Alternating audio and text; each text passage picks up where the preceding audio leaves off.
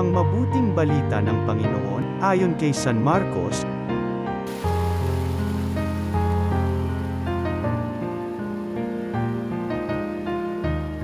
Nang si Herodes ang hari ng Judea, may isang saserdote na ang ngalay Zacarias, sa pangkat ni Abies. At mula rin sa lipi ni Aaron ang kanyang asawang si Elizabeth.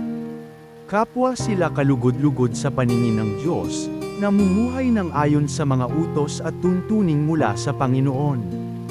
Wala silang anak sapagkat baag si Elizabeth, at sila'y matanda na.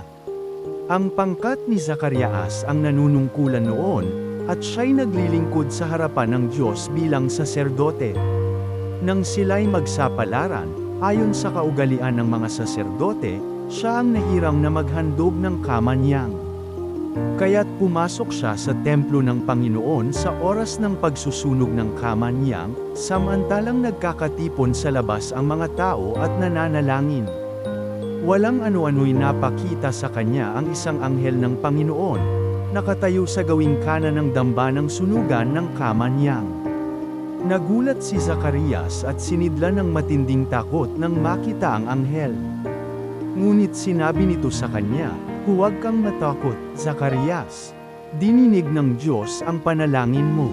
Kayo ni Elizabeth ay magkakaanak ng isang lalaki, at Juan ang ipapangalan mo sa kanya. Ikaw ay matutuwa at magiging maligaya, at marami ang mag-agalak sa kanyang pagsilang sapagkat siya'y magiging dakila sa paningin ng Panginoon. Hindi siya iinom ng alak o anumang inuming nakalalasing.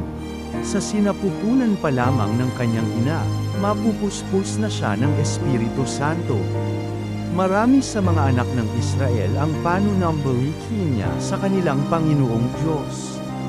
Mauuna siya sa Panginoon, taglay ang Espiritu at kapangyarihan ni Elias, upang pagkasunduin ang mga ama at ang mga anak, at panambalikin sa daan ng matuwid ang mga suwait.